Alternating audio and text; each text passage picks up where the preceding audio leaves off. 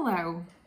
Come, have a seat at my kitchen table, which in reality, since you can't see it at this angle, is a plastic craft table in my kitchen, right beside my dog's dish. So enjoy the sound of her sort of eating her dinner.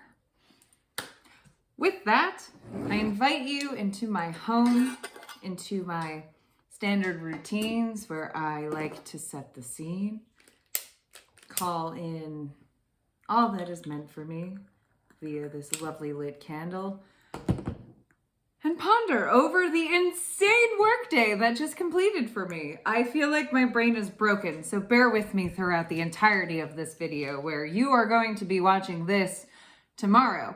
So this is past Catherine coming to you live on Wednesday night. I don't even know what day it is. That is how insane today was. I also have the kettle on, so I will have to do an awkward pause right in the middle of this lovely video to pour myself some wonderful decaffeinated tea because it is almost 6 o'clock on this fine Wednesday. But hello, for those of you who have no idea who I am and probably think I'm an insane lunatic venting into this telephone right now. I'm Kat Weston, and welcome to Chronically Joyful, where we converse in very casual ways about musings of having a chronic illness for the last 12 years, connecting in a conversational style way, and just creating a safe space for us all to exist and relate and create community. So I do invite you to like and subscribe to this channel. Drop a hello in the comments. That's the only plug that I'm putting in this video because I don't know about you guys. I can't stand the amount of advertising happening in the world today. I have no intention of ever doing it. Tag this video in the future if I ever change that path. Okay, so what I wanted to actually discuss with all of you lovely folks today is the concept of how important it is to create and foster a community, not only in the dark times, but just in general, where I can only speak from personal experience here. I will never try to put words in anybody else's mouth. I promise you that. So over the last 12 years, my community has existed on the internet through my Instagram page, which is linked in my YouTube bio, on my blog website. It is everywhere. I'm c.weston_. And I have created a wonderful MS-centric, chronic illness-centric community over the last many years. And I have actually created genuine friendships on there where I'm just going to shout out my friend Kelly, who I met, it's got to be coming up on at least 11 years, where we found each other through Instagram, through our MS. And she is a friend that is so near and dear to my heart, who I only just met in person. I'm not even joking, like a month ago, which is so crazy to me. It was definitely before a month ago. I think this happened before Christmas. Time's an illusion. I'll leave it there. But it's given me such a wonderful, wonderful avenue for so many different things, whether it's asking other people questions based on their personal experience, like, hey, I can't see out of my left eye. Has anyone ever had this? Do you lose your peripheral vision? Do you get weird ringing in your ears that you're not interpreting spiritually every single time? Guilty.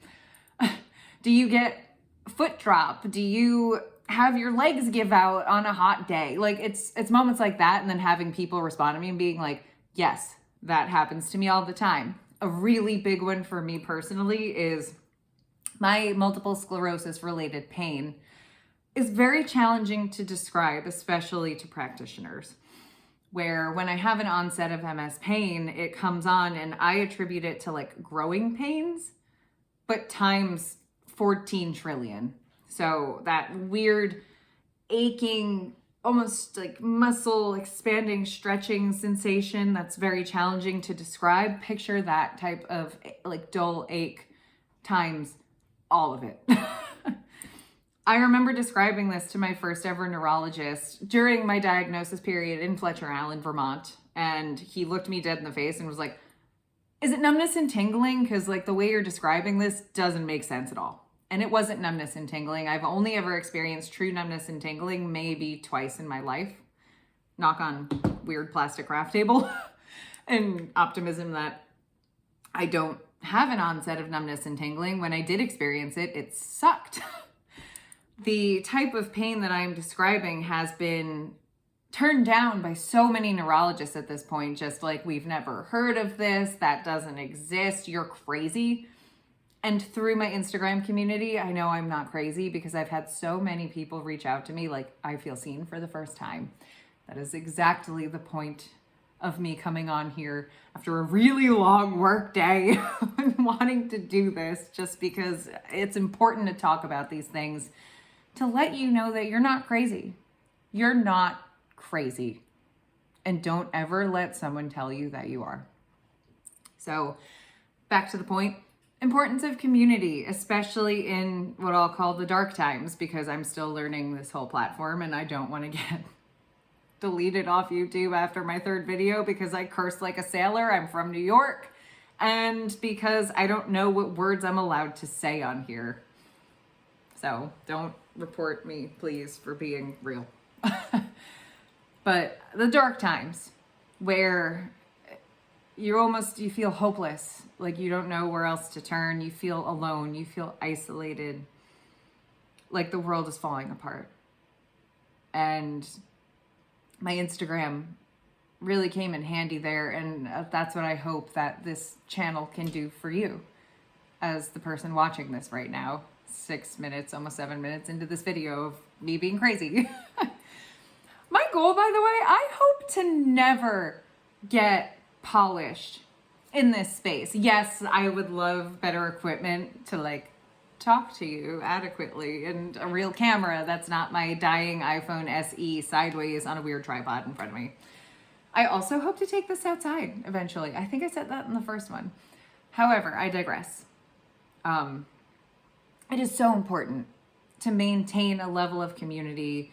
And even right now with this bizarre setup at this table with my lovely candle, roaring tea kettle, and delightful puppy sitting at my feet, it feels like you're here with me as a friend, and we are just having a palaver at my makeshift kitchen table. And that is my goal here. I want this to be a safe, comfortable space to engage with one another. And by golly, if you ever want to send me a video reply, it would make my whole day. Just because this is very strange for me. I'm used to human interaction. But community in general.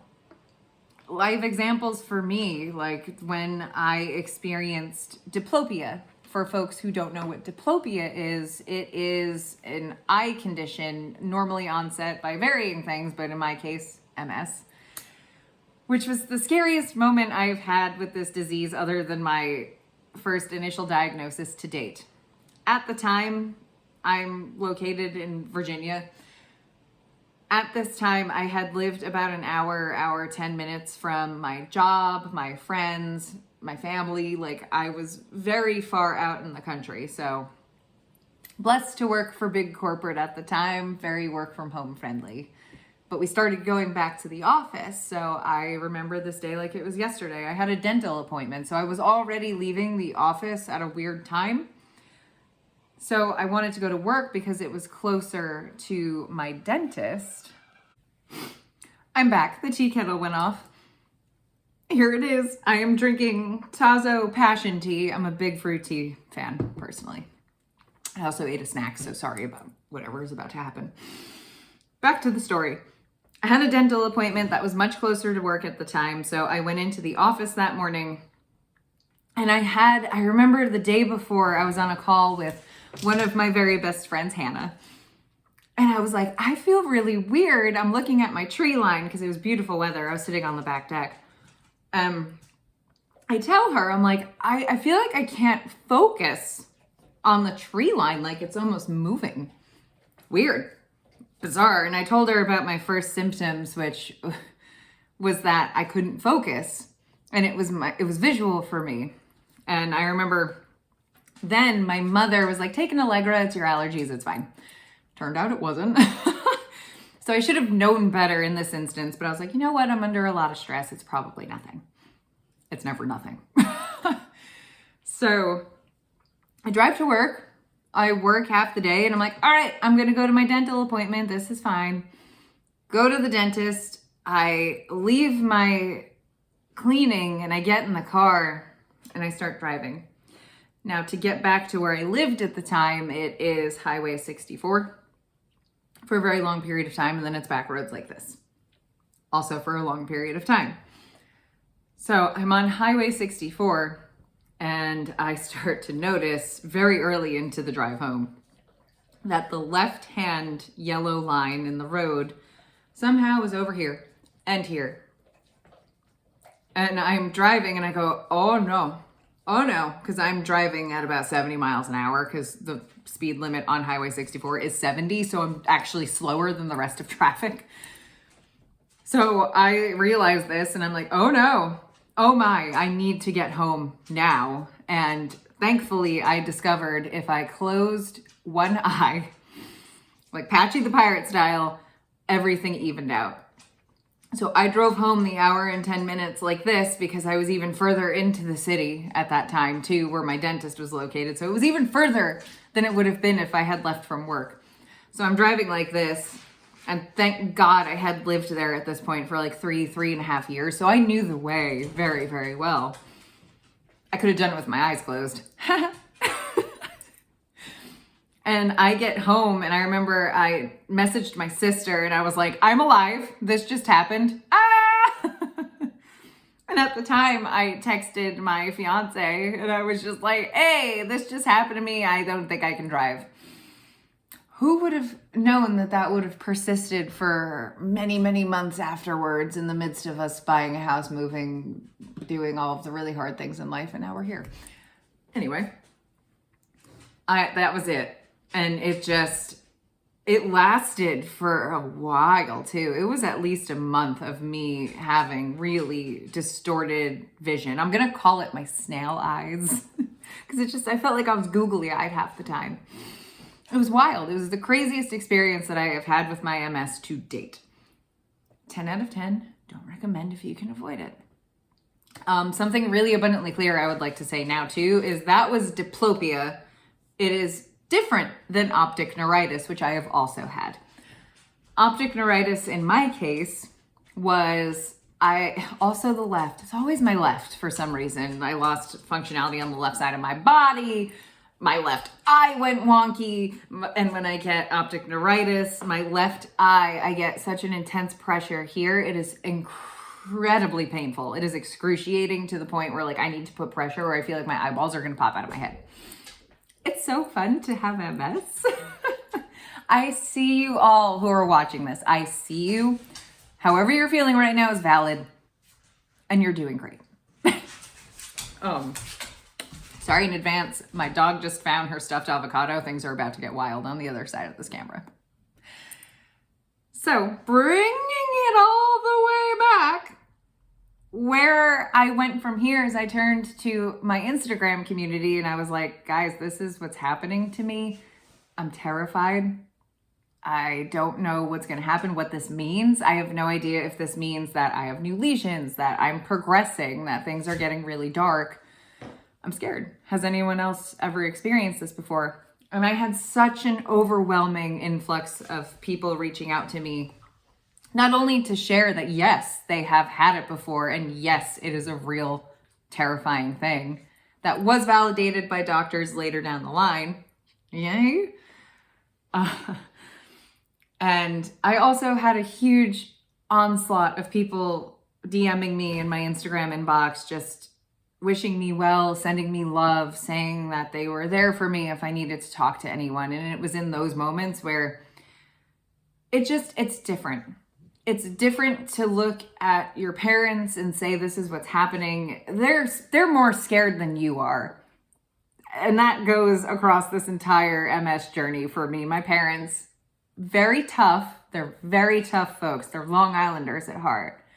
But they are so terrified that I'm falling apart all the time.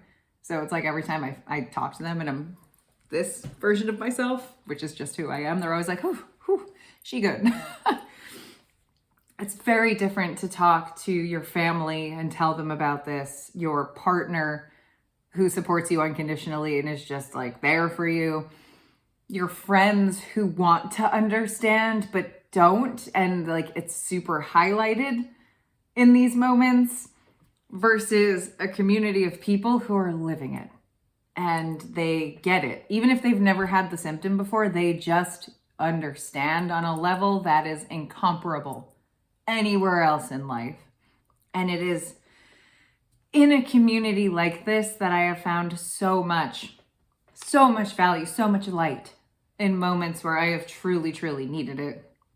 My friend Kelly, for example, has been there through all of this, all of the crazy turbulence of my life. And I'm very open, and that is something important to me on this channel. I will, maybe not happily, but I will most likely go into more depth over the insanity that my life hath become over the last couple of years as well, due to personal choice. All of it's personal choice. So there's only so much lamenting I'm really allowed to do, right? But just having people there. And I will I'll slap a warning on that too, where having people there who you also lose. In this community, I have had such an opportunity to meet such amazing, life-changing people who continue to inspire me to this day. And I'm getting chills as I say this, just because throwing names out there: Savannah, Morgan, Mandy, just all of these different people who have touched my life in really, really deep, deep ways, who are no longer here. And thinking about that more often than you would really think you would, especially for folks you've never met face to face, you've only talked to a handful of times, but it's because they were there in moments of darkness. And I was there in their moments of darkness, and we had that experience together, whether it's virtual, whether it's in person, whether it's through Morse code on a carrier pigeon's ankle. I don't care. It all counts. And it all matters. We're in such a unique time right now in this digital day and age of just like, I have made such beautiful, long-term, lasting relationships with people I have maybe never met, or I have only met a handful of times, and I wouldn't trade them for the world. They mean so much to me. Another example of this too is meeting people in real life when you're least expecting it.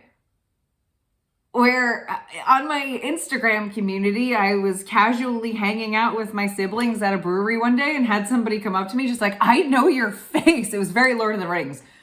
And I was like, I do not know yours. I'm so sorry. And then it turned out that I did know his face, and I know you're watching this video too. We're just like, we have known each other for like almost over a decade now through the MS community, and then like living in a proximity that it's like, oh my God, I could actually have a real life friend. That sounds so sad. Being an adult and moving from your hometown to a new state, very challenging to make friends outside of work. It's so hard. So it's very exciting when you actually meet someone and you're like, oh my God, you're real. And you maybe drink beer. We're at a brewery. How great is that? It's just, it creates such opportunity for such light and joy amidst such, I'm not going to say the word I was going to say because I don't know how to bleep it, such chaos and anarchy. Anarchy is the polite version of the word I wanted to use. So it's so important, chronic illness, diagnosis or not, to have community. Because in the moments where you're at your darkest, deepest pit, I like to call it the well. And when I'm at the bottom of the well, getting back out of the well is really, really hard. I would equate it to, I picture a brick stone well where I'm at the bottom and I can see the sun. And it's just me trying to climb out of the well and clawing at it until my fingers bleed. And eventually making it out. And then taking that second and looking back down and just seeing my bloody fingernail trails of the process of getting out. That is the visual imagery that I choose to use. I'm a big visualizer, so sorry if that was graphic or dark for some of you. But it's true. That is usually how those moments feel for me.